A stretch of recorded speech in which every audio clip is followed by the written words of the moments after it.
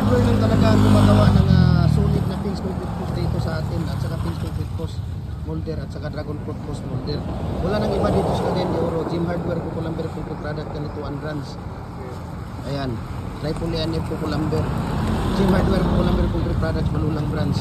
Yan lang po at talaga ang gumagawa dito sa Cagayan de Oro, no? 3 bakal ang ginagamit namin sa loob.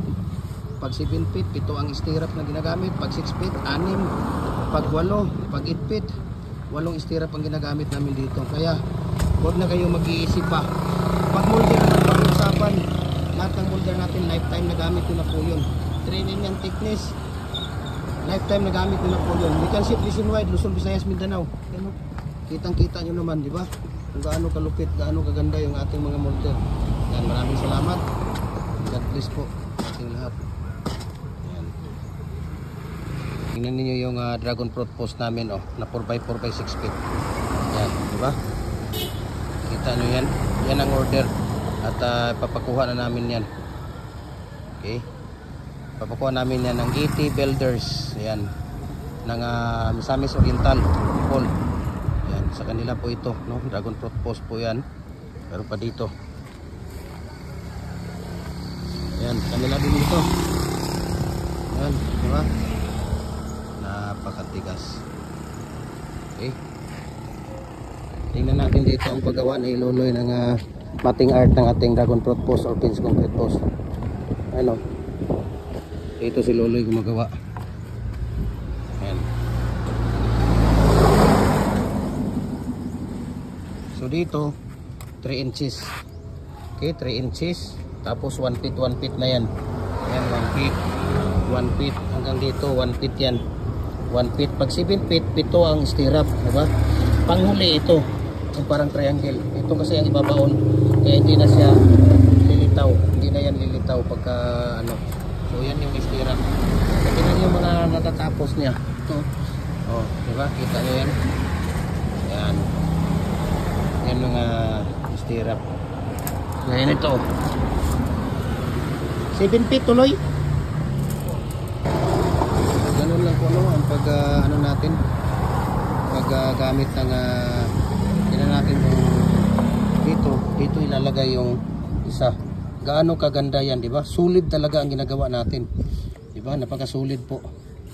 Napakasulit po siya. Bakit? Ayun, tingnan niyo, parang Y siya na nakaganon, no? Hindi lang kagaya ng iba na 2 bakal lang tapos ginawang C. C lang yung ano nila, 2 bakal. Paano titigas yun?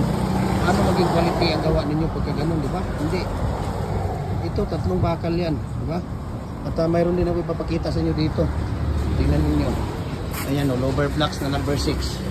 Building and housing ventilation. Napakaganda po yan, no? Number 6. Mayroon ding lower blocks molder na number 4. Ayan. Diba? Tingnan niyo. Ayan, o. Mga design namin. O. 3.5 na hollow blocks natin. Diba? Double yan. Commercial, 3.5 din na single. Mayroon ding size standard, 4 na standard, 3 inches na commercial, 5 na standard, 5.5 na commercial, 4 na standard, 3.5 na commercial. Mayroon din tayo dito mga ano, yan, mga decorative natin yan. Ayan, dito sa mga gilid, decorative. Ayan, decorative. Pagdating dito, decorative. Ayan, bricks, bar bricks yan. Tapos doon sa kabila, ayan. Bah, Loy, kuha ka na isang decorative doon, Loy. Mayroon dyan isang decorative, Loy. Ilagay mo dito, Loy, yung kinuha mo kahapon. Kasi wala na dito, walang naka-display. Yung decorative dyan, tingnan mo. Mayroong decorative dyan na parang star. Yung parang star dyan, nasaan? Marami tayo dyan. Pakita mo nga sa akin yan, iharap mo. Dito. Yan. Yan. Kunin mo yan. Ay, wag yan. Hindi, rabbit yan. Yan yung inapakan mo, Loy. Ibalik mo yan. Yung inapakan mo. Yan. Yan. Hindi yan. Yan. Lagay mo dito. Yan. Dalawa yan yung nandyan eh.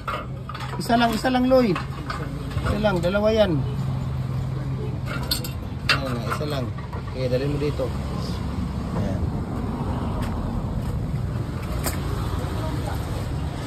Meron tayong detachable doon sa likod. Papakita ko sa inyo maya yung detachable. Meron din doon Lagay mo dun sa pinakadulo. Iyag dyan. Dali. Oh.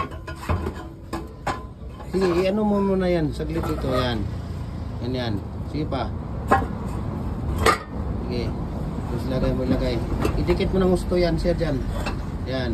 Idikit mo pa. Ayun. Oh, di ba? Kitang-kita nyo naman yan. Oh. Di ba? Gaano kaganda yung ating mga decorative molding natin. So, ano pang hinihintay ninyo? Di ba? Message nyo ako. Share ko sa inyo yung mga prices sa shipping details dito. Ito mga ito, pwede lang to GNT. Yung mga maliliit, through GNT yan. Walang problema yan, through GNT. Okay? Pili ka na, pili ka muna doon kuya, mamaya na. Mamaya na, pili ka lang muna doon. Ayan. Mayroon din tayong 2 holes dito. Dito mayroon tayong 2 holes. Makikita ko sa inyo. Dito sa likod. At saka mayroon din detachable na 4 holes. Dragon fruit post at pins concrete post natin. Ito yung 2 holes. Ayan. 2 holes po yan. Adjustable po ito, no? Pwede kang gumawa dito 4 feet, 5 feet, 6 feet, 7 feet hanggang 8 feet. 2 holes siya. Kasi dalawang butas. Ayan, 2 holes. Ito, mayroong detachable dito na 4 holes. Ayan. 4 holes yan dahil 4 ang butas niya. Ayan, oh. Yan yung butas niya, 4. 1, 2, 3, 4. Yan yung accessories niya, diba? Yan yung ano natin. Yan. Pag gumagawa ka ng tawag dito, mga pins concrete post o dragon fruit post, kailangan mayroon kang bar cutter, mayroon kang ganito, no, para hindi ka malugi sa grinder cutting days. Mahal yun, kurente pa. Pag nasira yung grinder, yan yung mga mating na ginagawa nila. So, mabuhay po tayong lahat, mga magko-concrete. Maraming salamat, and God bless po sa ating lahat. Okay? Mag-hi ka muna sa vlog natin. Hi vlog. Sabihin mo hi vlog. Kaya si kuya ayaw mag-hi eh.